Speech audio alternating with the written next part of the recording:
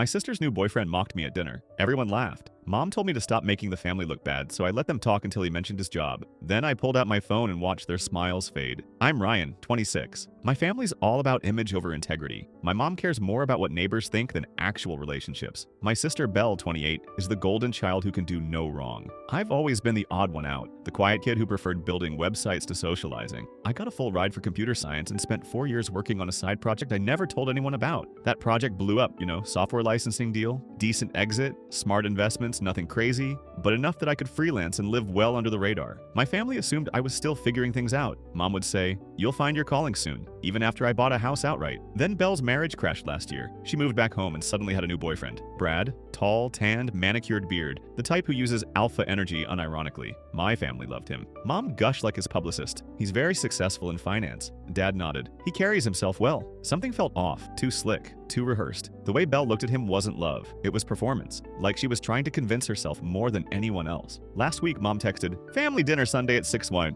Be there. Belle's bringing Brad." No emoji, no please, just a command. Against my better judgment, I went. Brad was lounging at the table like he owned it when I walked in. "Yo, what's up, bro? Nice of you to finally show up." He was wearing a designer polo that screamed, "I spent money I don't have," and his Rolex caught the light in that way that made you wonder if it was real. Dinner started normal. Mom made her usual spread, the kind she only pulls out when she wants to impress someone. Belle kept touching Brad's arm, laughing at everything he said. Dad was quiet, which wasn't unusual, but he kept giving Brad these approving nods that made my stomach turn. Then Brad told this story about a coworker who tried starting a side hustle. Dude thought he was going to be the next Zuckerberg, made like $5 and called himself an entrepreneur. Everyone laughed. Mom laughed the loudest, that fake high-pitched sound she does when she's trying too hard. Brad looked at me. "You ever try anything like that, Ryan? I heard you're into that tech stuff." I shrugged. "A bit," he smirked. "You should talk to this guy I know. He teaches coding to high schoolers. Pretty solid gig for folks who can't break into real development jobs." Belle laughed. "Ouch, Brad." But she didn't defend me, just took another sip of wine and looked away. I glanced at Mom. Nothing. She was cutting her chicken like Brad had just told the funniest joke in the world. Brad kept going. "I'm in finance. Real world stuff, where actual money moves. Not like those app developers who work out of coffee shops pretending they're changing the world."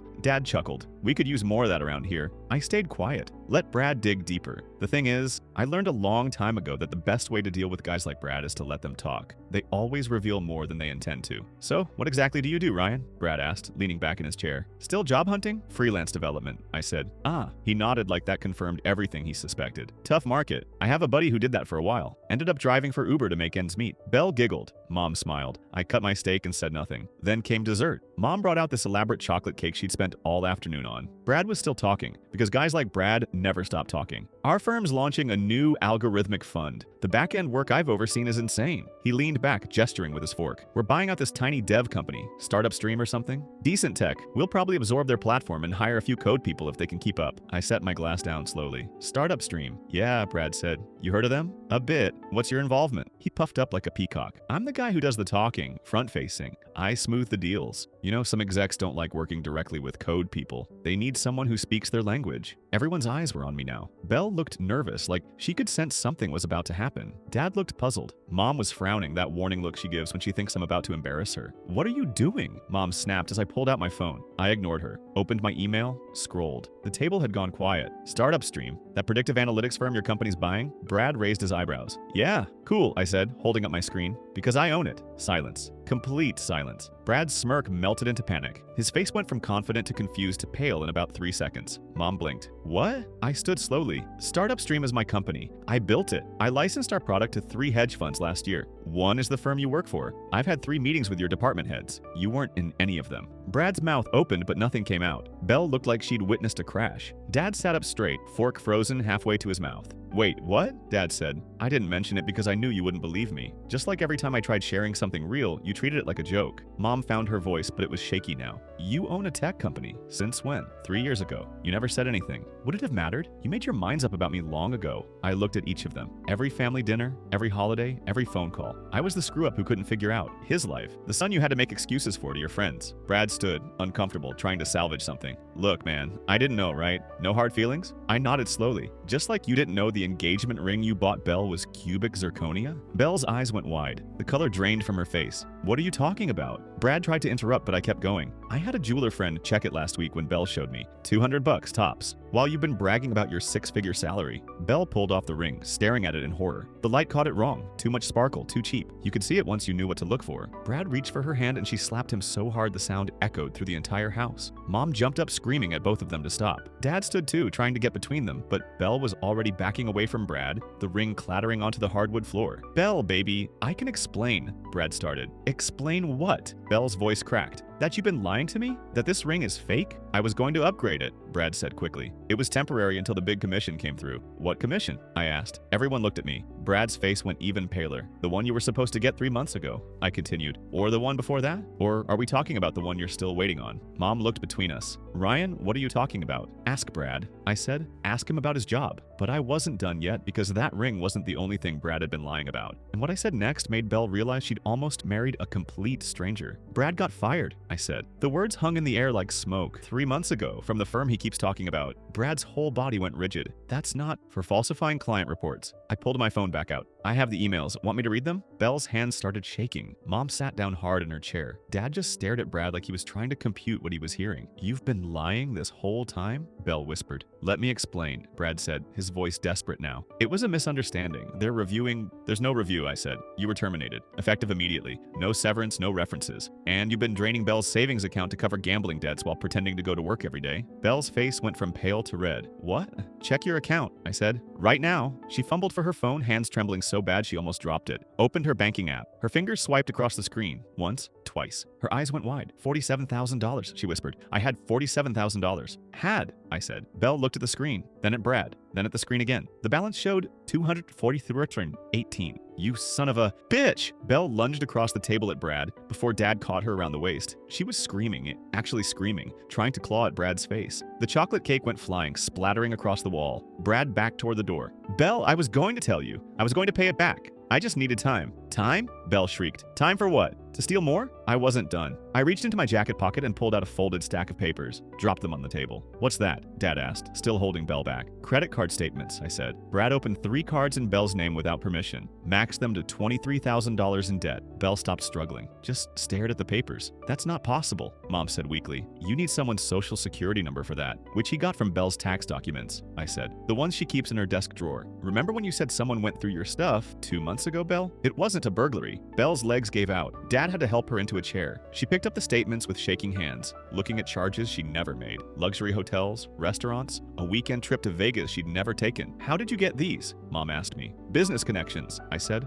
When you actually build something real, you know people. People who can pull strings when you ask nicely. Brad was pressed against the wall now, looking for an exit. Ryan, man, this is between me and Belle. You're making this worse? Worse? I laughed. No, Brad. I'm making it clear. Mom was crying now, mascara running down her face. I don't understand. Why would you do this to our family? To our family? I turned on her. You mean the family that spent years telling me I wasn't good enough? That I needed to be more like Belle? That I was wasting my life? We never said that, Mom protested. You didn't have to, I said. Every look, every sigh when I talked about my projects. Every time you changed the subject when I tried to share something I was proud of. You said it loud and clear. Dad's voice was quiet. Ryan, remember my college graduation? I asked. I tried to tell you about the software I'd built. You cut me off to talk about Belle's new car. At Thanksgiving 2 years ago, I mentioned the licensing deal. You asked if I was finally going to get a real job. Last Christmas, I said I'd bought a house. You assumed I was renting. The room was silent except for Belle's crying. You chose appearances over truth, I said to Mom. Every single time. Belle was the success story. I was the work in progress. It didn't matter what I actually achieved because it didn't fit your narrative. That's not fair, Mom said, but her voice cracked. Fair? I looked at her. You want to talk about fair? When I was 14, I won a regional coding competition. Came home so excited to tell you. You know what you said? Mom's face went white. You said, that's nice, dear. Now help your sister with her science project. Belle's project that you ended up doing yourself because it had to be perfect for the school board presentation. I was trying to help her. You were trying to look good, I said. Always. Everything was about how things looked, never about what they actually were. And now, look at you. Mom burst into fresh tears. Dad stood up and for the first time in my life, he actually raised his voice at her. Enough, Dad said. Just stop talking, Patricia. Mom looked at him like he'd slapped her. Dad had never contradicted her in front of us. Never. He was the silent supporter, the yes man who kept the peace. Richard, Mom started. I said stop, Dad said. His voice was quiet but firm. Ryan's right. We've been terrible to him. I've been terrible to him. And I've been too weak to stand up and say it. Brad saw his moment and tried to run. Just bolted for the door. But I'd positioned myself there for exactly this reason. And when he tried to shove past me, I sidestepped. Brad's momentum carried him forward and he tried to grab my phone out of my hand. I pulled it back. Brad's hand caught air. He stumbled, off balance, and crashed directly into the glass coffee table. The sound was like an explosion, glass everywhere. Brad sprawled across the broken table, his hands catching the shards. Blood immediately started pooling on Mom's white carpet. "Oh my God!" Mom screamed.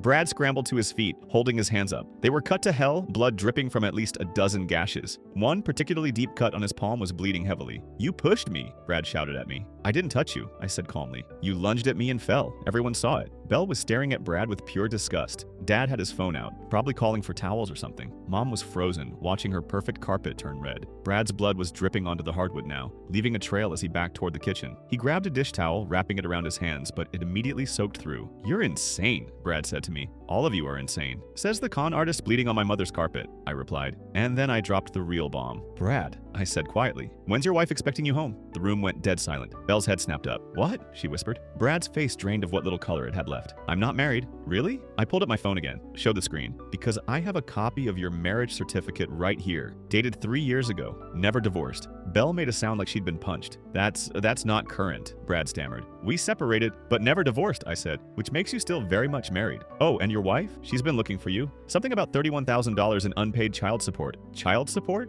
Belle's voice was barely audible. "2 kids," I said. "Didn't even know he had kids, did you, Belle?" Belle was hyperventilating now. Mom had her face in her hands. Dad just looked shell-shocked. "This is crazy," Brad said. "You're making this up." And then the doorbell rang. I smiled. "Actually, I'm not." I walked past Brad, stepping over broken glass, and opened the front door. A woman stood there, maybe 35. Dark hair pulled back in a ponytail, tired eyes holding a manila folder. She looked at the scene inside, the broken table, the blood, the crying people, and her face hardened. "Brad," she said flatly. Brad's face went completely white. "Tracy." Tracy walked in like she owned the place. I stepped aside to let her through. She looked at Belle, then at Brad, then at the blood on the floor. "Redecorating?" Tracy asked dryly. "Tracy, what are you doing here?" Brad's voice was high, panicked. "Got a call from an interesting person," Tracy said, looking at me. "Ryan, right?" I nodded. "He said I might find my deadbeat husband here," Tracy continued. "And look at that, he was right." Belle stood up slowly. "You're his wife?" "Unfortunately," Tracy said. She opened the folder, pulled out papers. Marriage certificate. Divorce was never finalized because Brad kept dodging the process server. Court documents for child support. He owes me 31 grand, plus interest. She dropped the papers on the dining table right next to the scattered credit card statements. "I gave you the address," I said to Tracy. "About an hour ago." "Best call I got all year," Tracy said. She looked at Belle. "You're the girlfriend?" Belle nodded weakly. "Sorry," Tracy said, and she actually sounded sympathetic. "He's good at the con. I fell for it too. Let me guess. Finance job? Big plans? Gonna take care of you?" Belle started crying again. "Yeah," Tracy sighed. "Same script. He probably told you his ex-wife was crazy, right?" Belle nodded. "Also a lie," Tracy said. "I'm a kindergarten teacher. Pretty boring. But Brad here needed a villain in his story, so he made me one." Brad was backed into the corner now, bleeding hands held up like he could somehow stop what was happening. "Tracy, I was going to call you. I was going to pay—" "Shut up, Brad," Tracy said. "Just shut up." She pulled out her phone, started taking pictures of him. The blood, the broken table, everything. "What are you doing?" Brad asked. "Evidence," Tracy said. "For my lawyer. Proof you've been hiding out, living it up while our kids go without." "I haven't been living it up," Brad protested. "Really?" Tracy looked around. Nice dinner party, expensive wine, designer clothes. Meanwhile, Chloe needed braces and I had to set up a GoFundMe. Belle was watching this like a car crash. Mom had stopped crying and was just staring. Dad had slowly sat back down. Brad's phone started buzzing. He fumbled for it with his bloody hands, looked at the screen, and his face somehow went even paler. "Who is it?" Tracy asked. Brad didn't answer, and the phone kept buzzing, call after call. "Let me guess," I said. "The people you owe money to? I might have sent out a few emails tonight with this address." Brad looked at me with pure hatred. "You had no right." "I had every right," I said. "You were scamming my sister. You think I was just going to let that slide?" Brad's phone buzzed again. He declined the call. Then another came through, and another. "How many people did you email?" Brad asked. "Everyone I could find," I said. "Your ex-employers. Everyone you owe money to. Anyone who's been looking for you. I'm very thorough." "You're going to regret this," Brad said. "I'll post everything online. Destroy your company's reputation. I'll make sure nobody ever works with you again." I laughed. Actually laughed. "Go ahead. Try it." "I will," Brad threatened. "I'll write reviews. I'll tell people you falsified information. You'll be arrested for defamation within 24 hours, I said. "See, the thing about actually having money and connections, Brad, is that I have lawyers, good ones, who are very excited about the case I'm handing them." I pulled out my phone again, showed him the screen, already emailed them, with evidence of your fraud, your identity theft, your harassment of my sister. They're drawing up papers as we speak. Brad's hands were shaking now. The towel around them was completely soaked with blood. Belle stood up, walked slowly toward Brad. He looked at her with something like hope in his eyes. Then Belle slapped him again, this time harder. Her ring, the fake ring, was still on her finger. It caught his lip and split it open. "That's for lying to me," Belle said quietly. Blood dripped from Brad's lip onto his expensive polo. He touched his mouth, looking at the blood on his fingers like he couldn't believe this was happening. "Belle, please," Brad started. Belle grabbed his phone from his hand. Brad tried to stop her, but she was faster. She unlocked it. His password was her birthday, of course it was, and started scrolling. "Let's see who else you're talking to," Belle said. Brad tried to grab the phone back, but Belle turned away. Her eyes widened as she scrolled. "Ashley?" Belle read. "Who's Ashley?" Brad said nothing. "Oh, here's Jessica and Megan," and Belle's voice got higher. "Are these all women you're seeing?" She started tapping on screens, reading messages. Her face went from hurt to angry to absolutely furious. "You proposed to someone else," Belle said flatly, "3 weeks before you met me." She held up the phone, showed a picture of Brad on one knee holding up a ring, the same cheap ring,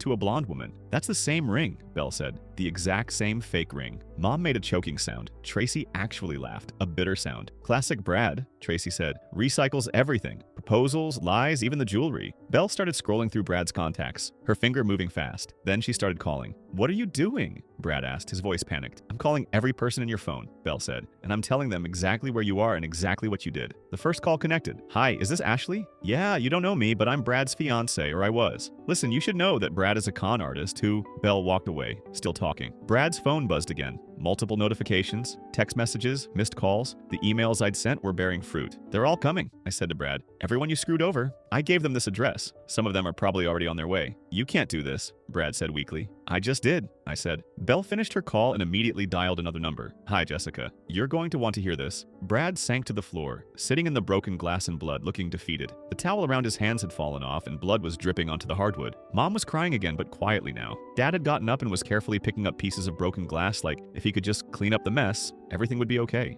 Belle was on her 4th call. Each one she told the same story. The lies, the fake ring, the other women. Her voice got stronger with each call. Tracy sat down at the dining table looking at the papers she'd brought, making notes on her phone. "I'm taking you back to court," Tracy said to Brad. "With this evidence, full custody, and you're never dodging those payments again." Brad didn't even respond, just sat there, bleeding and broken. The doorbell rang again. I opened it. 2 women stood there, both looking angry. One was holding a printed email, my email, in her hand. "Is Brad Peterson here?" the first woman asked. "Come on in," I said, stepping aside. They walked in, saw Brad on the floor, and their faces lit up with recognition and rage. "You son of a bitch," the first woman said. "You owe me $12,000. "He owes me 8, the second woman said. Brad looked up at them with pure desperation in his eyes. "I can explain." "Explain what?" the first woman said. "That you told me you were investing my money in a startup? That you promised triple returns? That you said you loved me?" the second woman added. "That we were going to move to California together?" Belle had stopped making calls and was just staring at the growing crowd in the living room. "How many?" Belle asked me quietly. 7 that I could confirm, I said. "There might be more." The doorbell rang a third time. I opened it again.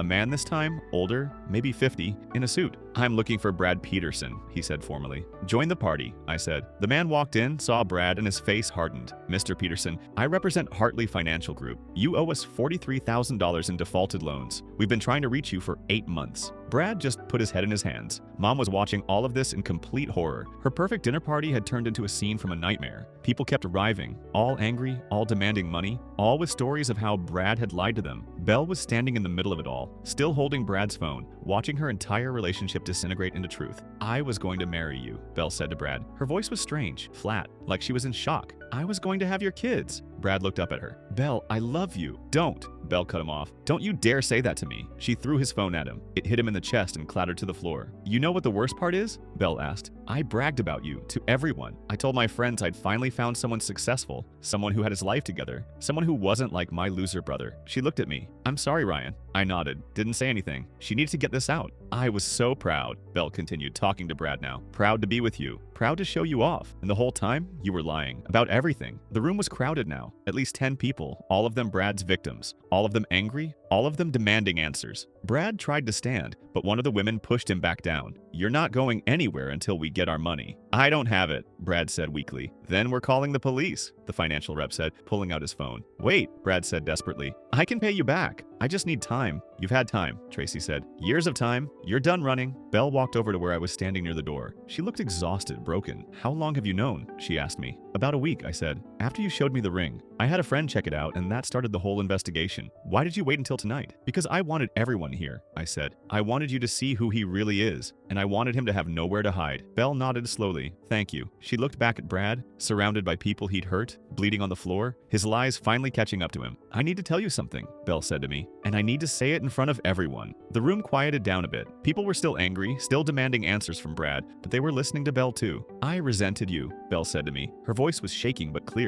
For years. I resented that you were happy doing your own thing, that you didn't care what people thought, that you built something without bragging about it. Mom looked up, mascara still running down her face. I knew you were successful, Belle continued. I knew you had money. I saw the house you bought. I saw the car you drive. I'm not stupid, but I couldn't admit it because then I'd have to admit that everything I thought about success was wrong. She was crying now, but she kept going. So I treated you like a failure, Belle said. I made jokes about you to my friends, told them I had a loser brother who was still trying to figure out his life. I needed you to be less than me because otherwise, what did that say about me? Belle, I started. No, let me finish, Belle said. I used you to make myself feel better, to make my choices seem right, and I convinced Mom and Dad to treat you the same way. Mom made it sound like she'd been stabbed. Every time you tried to share something, Belle said, I shut you down. Every achievement, I dismissed it. Every success, I downplayed it, because I couldn't handle the idea that my quiet little brother was doing better than me. The room was completely silent now. Even the people demanding money from Brad had stopped to listen. And then I brought home Brad, Belle said. Someone who talked big, someone who looked successful, someone Mom would love. And I ignored every red flag because I needed him to be real.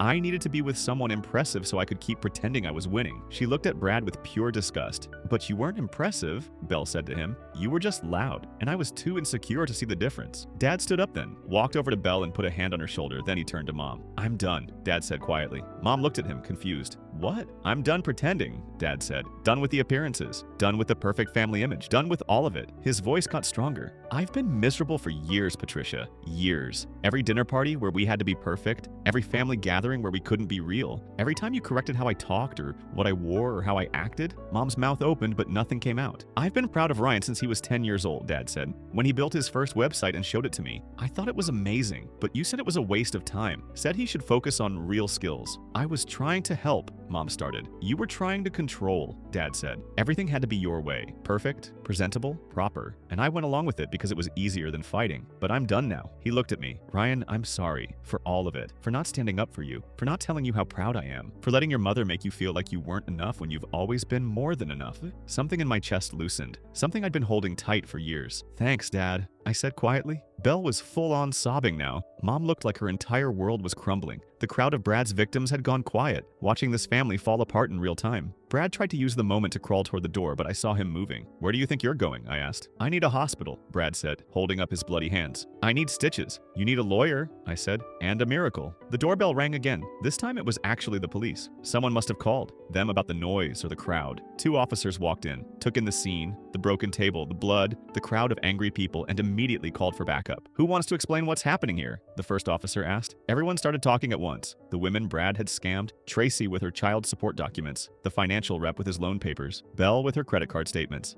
The officers had to shout to get everyone to calm down. They separated Brad from the crowd, got him some actual bandages for his hands, and started taking statements. I gave them my evidence, the emails, the documents, everything I'd compiled on Brad. The officers' eyes widened as they read through it. This is identity theft, one officer said. Credit fraud, possibly embezzlement. Mr. Peterson, you're going to need to come with us. I need a hospital first, Brad said weakly. You'll get medical attention at the station, the officer said. After we process you. They put Brad in handcuffs. He looked at Belle one last time, his face desperate. Belle, please, tell them this is a misunderstanding. Belle just stared at him, said nothing. They led Brad out. The crowd of victims followed, all of them wanting to file their own complaints. The house emptied quickly, leaving just me, Belle, Mom, and Dad in the wreckage. The living room looked like a crime scene. Broken glass everywhere, blood on the carpet, chocolate cake still splattered on the wall, papers scattered across every surface. Mom sat down in the one chair that wasn't covered in debris. She looked small suddenly, old. I don't understand, Mom said quietly. How did everything go so wrong? It was always wrong, I said. You were just better at hiding it. Mom looked at me. I only wanted what was best for you kids. No, I said.